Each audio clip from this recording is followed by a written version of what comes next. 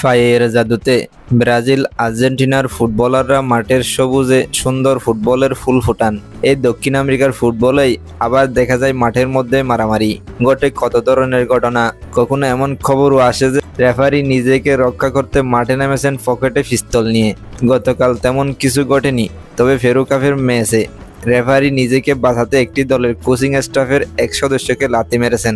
ফেরুকাফের সব অঞ্চলের ক্লাব অংশ নেয়, এখানে খেলে দেশের শীর্ষ লিগে জায়গা করে নেয়। প্রায় প্রতি বছরই এই টুর্নামেন্টে অস্বাভাবিক ঘটনা ঘটতে দেখা যায়।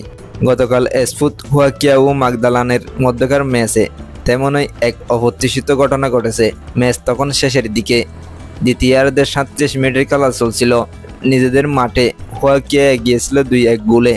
এমন সময় হঠাৎ রেফারির দিকে একটি বোতল নিয়ে তেড়ে যান মাগদালানার কোচিং দলের একজন। মাঠে ঢুকে তিনি রেফারির দিকে ছুটে যাচ্ছিলেন।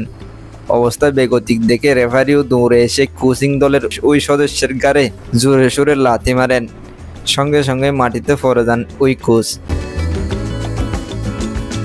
এই ঘটনার পর রেফারিকে বাঁচাতে পুলিশ মাঠে চলে আসে। ঝামেলাপূর্ণ কিছু সময় কাটানোর পর ম্যাচটি বাতিল ঘোষণা করা হয়।